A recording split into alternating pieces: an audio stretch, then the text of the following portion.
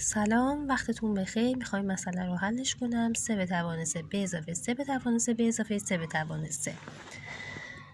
فرض میکنیم عددی داریم مثل آ به اضافه آ به اضافه آ مساوی میشه با 3آ. خب اینو میدونیم میشه 3 ضرب در آ.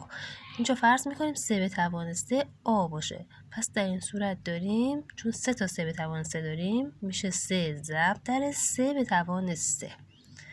خب پایه ها یکسانه، یکیشون توان 3 داره، اینم توانش 1. توی توان ها میدونیم که آ به توان m ضرب در آ به توان n مساویه با آ به توان m به اضافه n. این فرمول رو برای یادآوری نوشتم، یعنی که اینجا یکی از پایه ها رو می نویسیم 3 به توان 1 به اضافه 3 مساوی میشه با 3 به توان 4. پس گزینه اول درسته.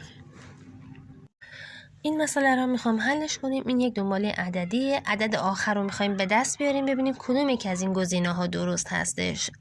عدد اول 3، عدد دومم 3. 3 چطور تبدیل به 3 میشه؟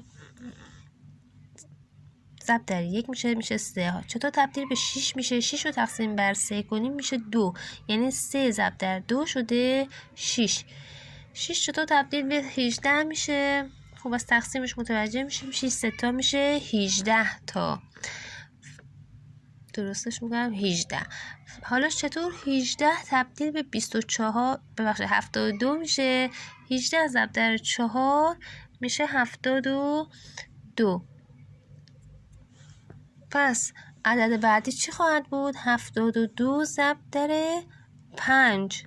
طبق این دنباله متوجه میشیم که 72 ضرب در 5 ضربش رو انجام میدیم میشه عدد 72 ضرب در 5. 5 2 تا 10 تا 5 7 35 رو با 1 360 میشه 36 میشه 360.